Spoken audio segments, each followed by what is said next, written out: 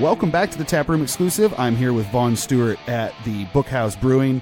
We're moving on to a beer. It's a grisette. Mm-hmm. Tell the people a little bit about your beer and then what it's called and then what a grisette is overall. I can't remember if we did an episode on this at Bookhouse or not, but let's get your opinion on grisettes. Sure. Well, so the full name of the beer is Maybe Partying Will Help. Oh, nice. Which is a reference to a Minutemen lyric. I kind of call it a double grisette. Really, just because traditionally grisette would have been like a 3% beer, and this one is 6.4%. Okay, it's a minor distinction. Really, the concept is the same. But so grisette as a concept, it really kind of first popped up in a book written by Phil Markowski in the early 2000s on farmhouse ales, so Saison and Bière de Garde mainly. But he mentions it a little bit in there and talks about it briefly, and mentions Yvonne de Baets from Brasserie de la Seine in Brussels as having done some research on it.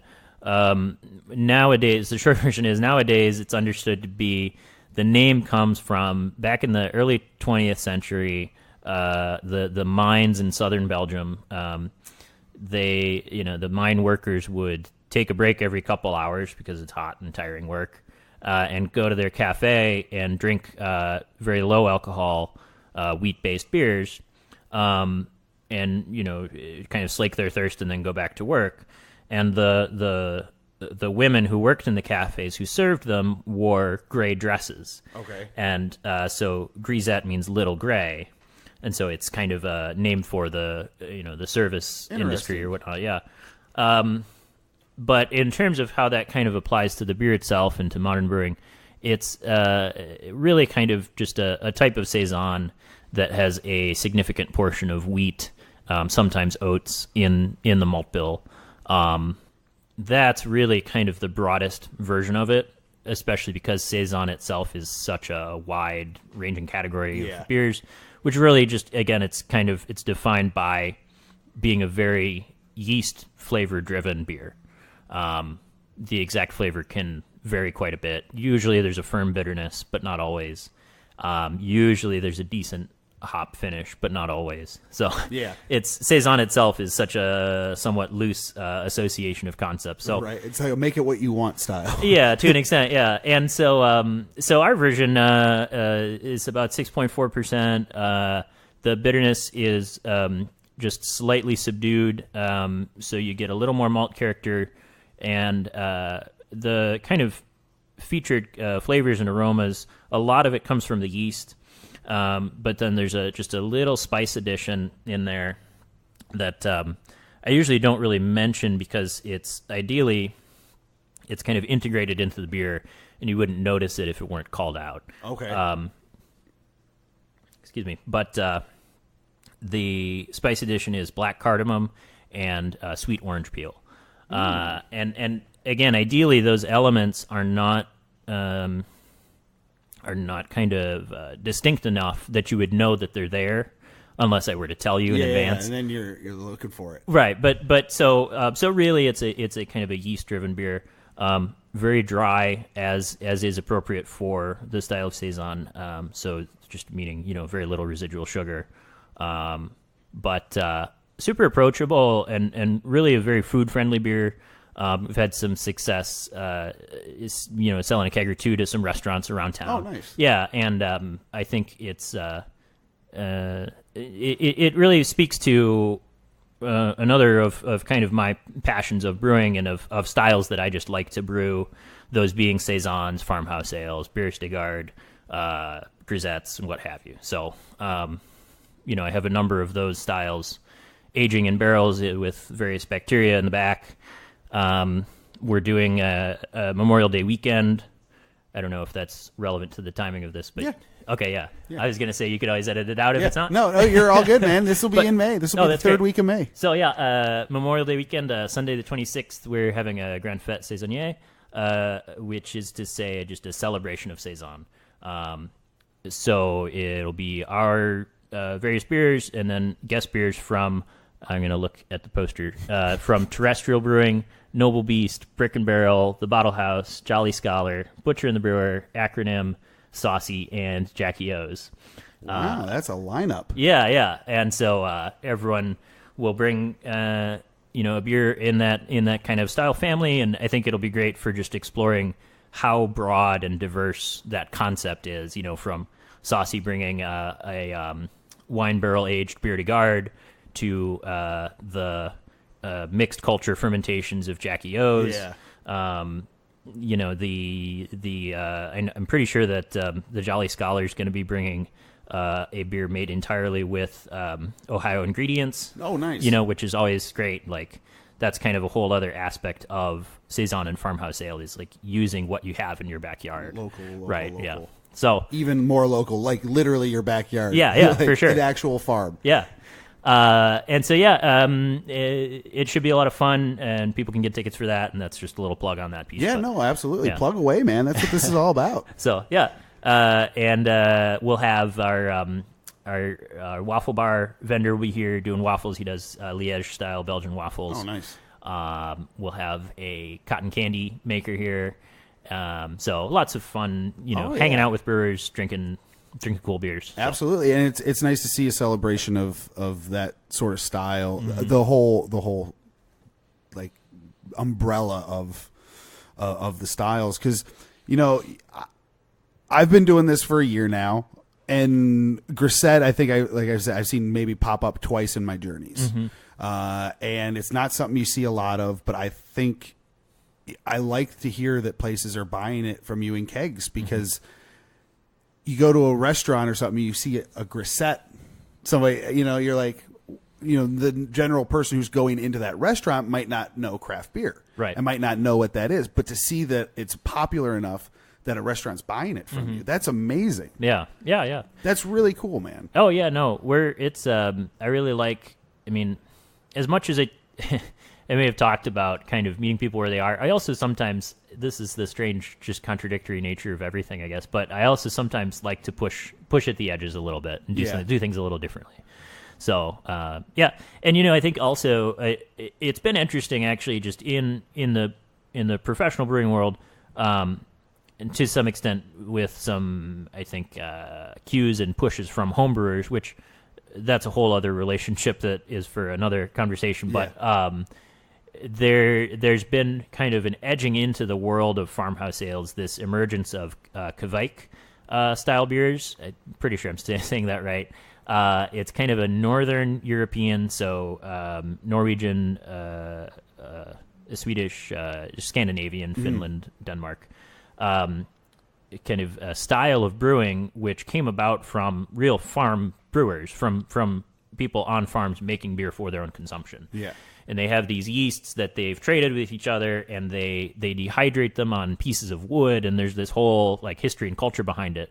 But the yeasts are getting this huge burst in popularity among brewers because you can ferment them at what would traditionally be considered super hot temperatures at like, say, 95 Fahrenheit. And they'll be just as clean and, clean in character and super fast at fermenting, 24, 48-hour fermentations where normally it would be more like, 96 hours plus. Yeah, and so it's a really interesting concept, and so there's the yeast of it, and then the way that these brewers would make their beer. There's this concept of raw ale that's coming into play. So there's all these kind of emergent, interesting things in that realm that I hope and I think will help to grow the popularity of the concept of farmhouse beer in general. Absolutely. A buddy of mine, he's a scientist. He wants to start doing his own yeasts locally here in Ohio, like create fully local yeast strains for breweries and stuff. And I'm like, that's pretty much the last step really in making a quote unquote all Ohio beer. Right. Like that's really all you need left. And that'd be really cool to see. And then maybe kind of the same thing ends up starting to happen is you see, these places, using that yeast and then trading, doing the same thing that was being done in the Scandinavia area. That could be a cool little subsect of industry soon if all goes well. Yeah, for sure. Yeah, and it's. I mean, I'm not a microbiologist by training by any means, but from the little bits I know, a lot of times, that's really why you get into so much association between farms and fruit and beer is so much of the yeast and whatnot that is usable and that does make good beer. The common sources are flowers on fruit trees, the legs of a honeybee, all of these kinds of things that are very endemic to farm culture. Yeah. So anyway, that's a whole other conversation, but it's a really interesting area, and I think it'd be cool to have a local yeast supplier for sure. Yeah. What going to your guys' grisette? What was the inspiration to do the 6.4 over the traditional 3? Is it someone walks in and sees 3% on a menu, is not really trying to go for it? That's a lot of it, unfortunately. I love, and a lot of brewers love, especially in Cleveland, I know, love like very low alcohol beers, 3%, 4% beers. A lot of kvassas I see getting made now. For sure, yeah, kvass, that's a whole other, whole other thing. But right. And so that's a lot of it is that unfortunately making a decent amount of 3% beer and trying to sell it fairly quickly is not always super possible. Right. Even if it is just the traditional way to do it. Yeah. You know what I mean? Yeah. And I think that's something that we're playing with because I really do tend to prefer making lower alcohol beers in general. But it landed at 6.4% because I kind of threw a certain quantity of malt and sugar at it and said, it'll be somewhere in this range. And then really the yeast kind of does what it's going to do. Right. Especially with Saison yeast, which there's a lot of talk lately in the yeast world of what's called the diastaticus gene. Basically, the short version is that the yeast eats a lot more sugar and creates a lot more alcohol than a normal yeast would. Okay. So, anyway, so there's things associated with that, but yeah, basically it was kind of, I just kind of threw a certain amount of sugar at it and said it'll probably be right around here, and ultimately the yeast kind of just decides what it wants to do. Yeah. Yeah. Well, it's cool to see you doing these different styles and bringing a popularity to them. Bringing them to people who wouldn't normally see them, and that's what I like about Bookhouse is, I tell people if you're not looking for IPAs, if you're looking for something to really expand your palate, go to Bookhouse. Yeah, because you're going to get a lot of different styles. It's gonna ride the whole gamut of everything, and you can really get a good idea of what's out there beyond just the IPAs. Yeah. I like IPAs. But, there's so much different stuff out there these days. I like to kind of try everything. Right. And I would be quick to add, just circling back on like low alcohol beers and what sells and stuff like that. Our IPA is our top seller. And I like IPAs just fine. We brew, again, I believe it's about 50% of sales is IPA. Oh, wow.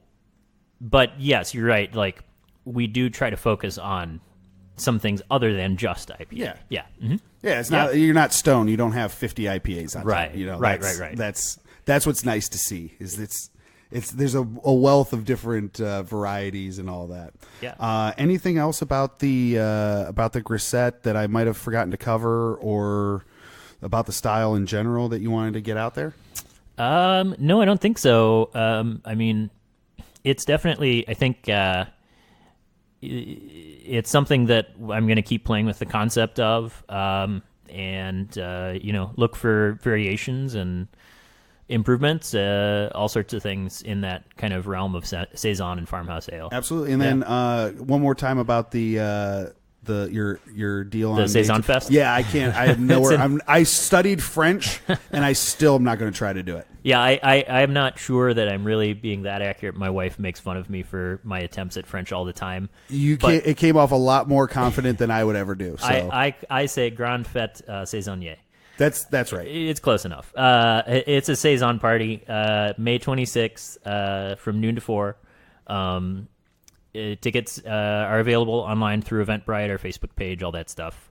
And that's going to be a great beer weekend. I'll say that much too, because that's the day before Noble Beast's 2-year anniversary party. So yeah, a lot of stuff that weekend. Yeah.